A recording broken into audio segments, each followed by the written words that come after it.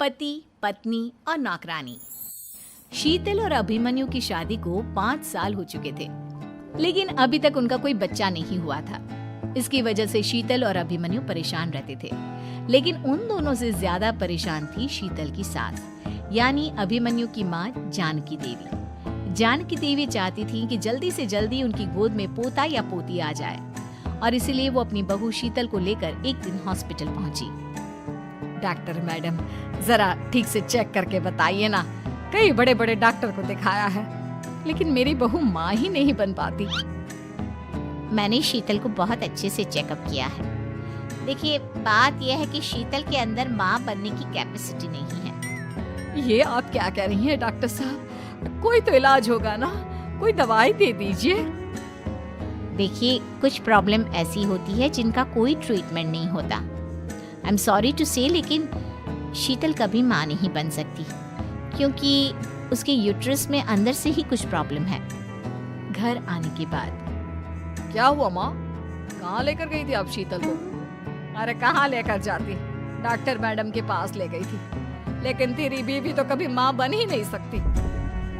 Mummy जी, इसमें मेरी क्या गलती? अगर अंदर से कोई प्रॉब्लम है तो उसमें मैं भी कुछ नहीं कर सकती।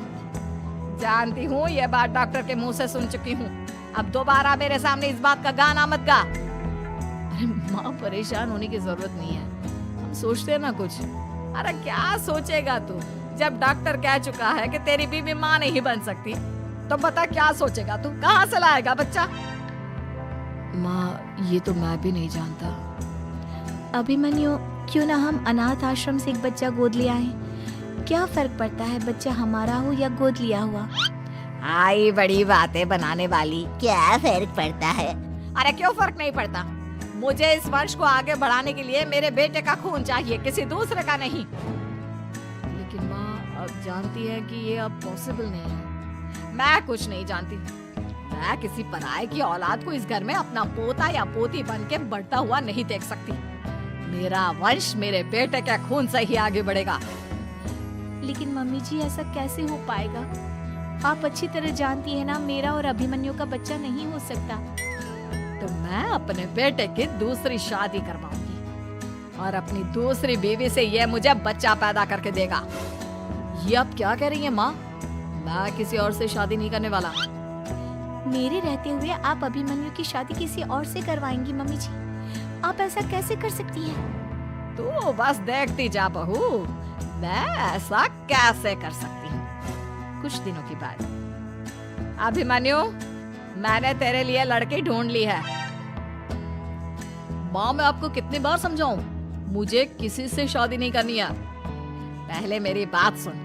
ये जो चमेली है ना, हमारे घर में काम करने आती है, वो तुझसे शादी करने के लिए तैयार है। मम्मी जी, आप अभिमन्यु की शादी एक नौकरानी के साथ करवाएंगी? वो इसलिए क्योंकि चमेली दिखने में बहुत खूबसूरत है, बच्चा भी सुंदर ही होगा।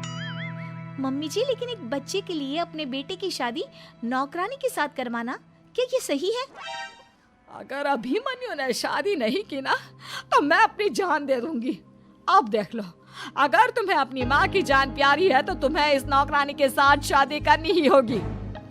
इस तरह जानकी देवी अपने बेटे अभिमन्यु की शादी नौकरानी चमेली के साथ करवा देती है। कुछ दिनों के बाद, नौकरानी से मालकिन बन के तो मजा आ गया। अब तो मैं इस घर की मालकिन हूँ। देखो, अपने आप को ज्यादा मालकिन समझने की कोशिश मत करो। एक बार तुम्हारा और अभिमन्यु का बच्चा इस दुनिया में आ जाए, उसके बाद तुम इस घर से हमेशा के लिए चली जाना। अरे जाओ जाओ, किसी और के आगे बातें बनाना। एक बच्चा तो पैदा नहीं कर सकी, बढ़िया आई। जाओ जाकर मेरे लिए कॉफी बना कर लाओ। नौकरानी मैं हूँ या तुम? मम्मी जी, देखिए ना शीतल मुझसे किस तरह से बात कर रही है। शीतल, तुम्हें पता है ना चमेली प्रेग्नेंट है, मेरे बेटे के बच्चे की माँ बनने वाली है। वो जैसा कहती है वैसा करो। लेकिन मम्मी जी, वो मुझे नौकरों की तरह ट्रीट कर रही है। अरे तो करेगी ना, वैसे भी बहू तुम हो किस काम की? एक बच्चा तो पैदा नहीं कर सकती। जाओ अब घर के सारे काम करो और चमेली को आराम करने दो। थैंक यू मम्मी जी, भगवान आपका भला करे। आप नहीं होती तो मैं नौकरानी से महारानी कैसे बनती। देखो, तुम्हें जो चाहिए सब मिलेगा।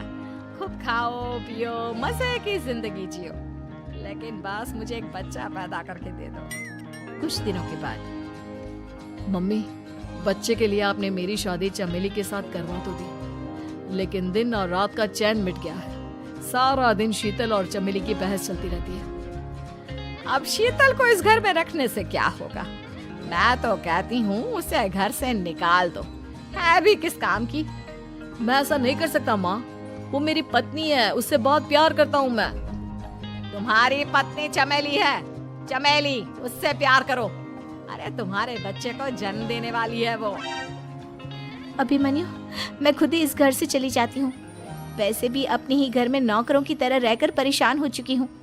घर की नौकरानी मेरे ऊपर हुक्म चलाती है, वो तुम्हारी पत्नी बन चुकी है। अब मेरा इस घर में क्या काम? अभिमन्यु के बार बार रोकने पर भी शीतल उस घर से चली जाती है। कुछ दिनों के बाद चमेली एक बच्चे को जन्म देती है।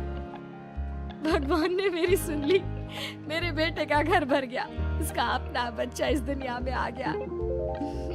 मम्मी जी, बच्चे को हाथ लगाने से पहले मेरी एक शर्त तो सुन लो। तुम कहना क्या चाहती हो चमेली? आपकी मम्मी को बहुत शौक था ना अपने पोते को खिलाने का। अब देखो, इस दुनिया में हर चीज की कोई ना कोई कीमत तो होती है।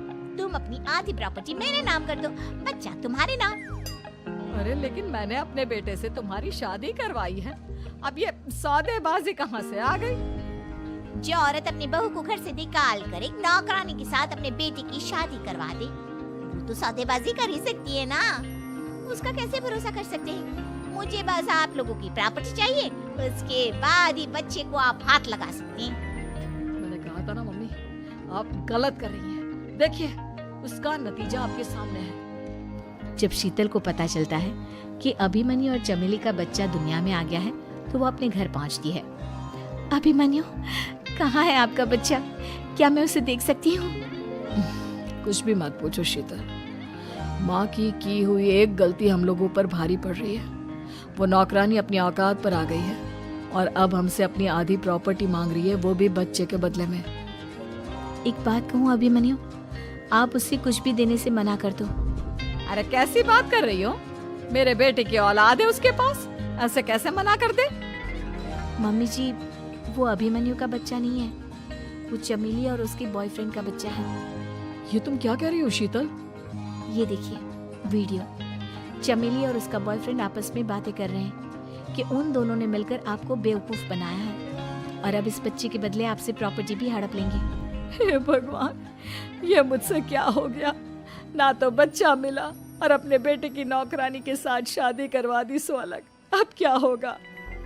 मुझे माफ कर दो शीतल, मेरी वजह से तुम्हें बहुत तकलीफ हुई है। अभिमन्यु, मैंने कहा ना, उस नौकरानी को उसके बच्चे सहित इस घर से बाहर निकाल दो। लगता है मेरे अभिमन्यु का बाप बनने का सपना अधूरा ही रह जाएगा। अभिमन्यु, अपनी मम्मी से कहो कि परेशान ना हो। आपको याद है एक बार हम एक IVF सेंटर गए थे, मैंने फिर से वहां जाकर बात की थी और आपको पता है इस बार मैं प्रेग्नेंट हूँ, क्योंकि हमने वहां पर प्रोसीजर करवाया था जिसकी वजह से मैं प्रेग्नेंट हो गई थी। और इस बात का पता मुझे बस कुछ महीने पहले ही लगा है। हमारा बच्चा इस दुनिया में आने वाला है अभिमन्यु। मुझे माफ कर दो शीतल बहू, मुझसे बहुत बड़ी गलती हो गई। कोई बात नहीं माँ, लेकिन अब हमें उस धोखेबाज नौकरानी को इस घर से बाहर निकालना है और इस घर की मालकिन को वापस घर लाना है, वो भी अपने बच्चे के साथ।